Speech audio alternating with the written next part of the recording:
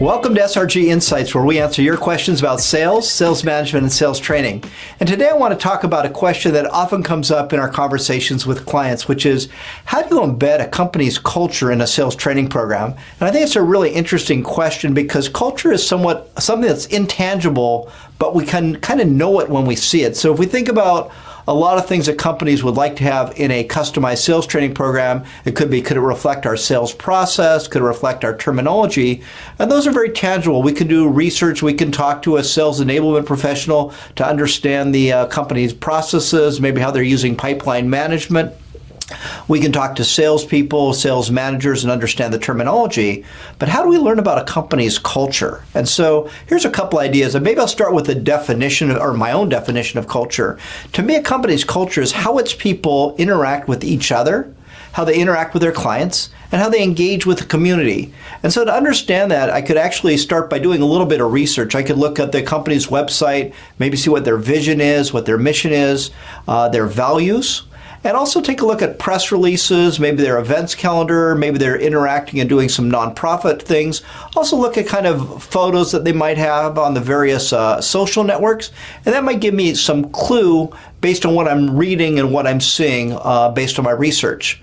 But the only way to truly understand culture is to really engage stakeholders. By engaging stakeholders, I mean doing intake interviews, really understanding what's important to them, and as part of that discussion, probing a little bit to understand the culture. So one area we always want to start with is the sales leaders. So in a sales training program, one of the basic things we're trying to understand is what's the business impact. So a common business impact today may be transitioning a sales team from what historically has been a product sale to a solution sale. So we should understand that. But then we should ask the question that probes a little bit deeper. Why is this important?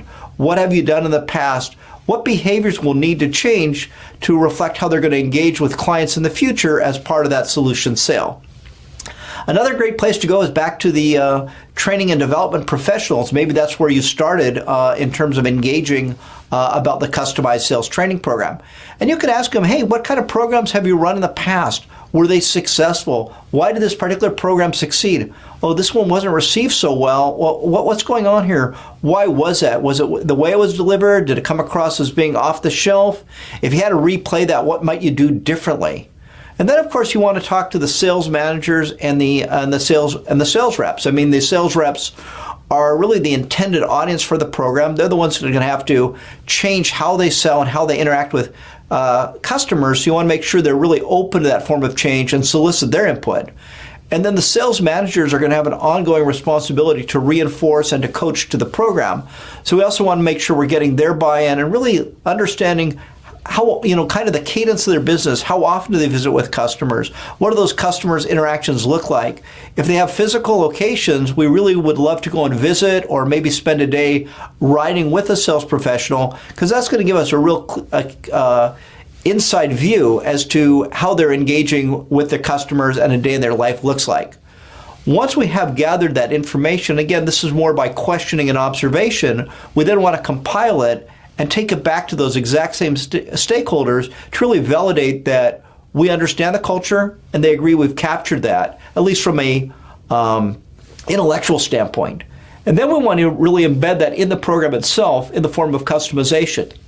So we want to develop some highly relevant interactions, role plays, examples that will really engage those learners in real world, authentic simulations based on what we've learned from that.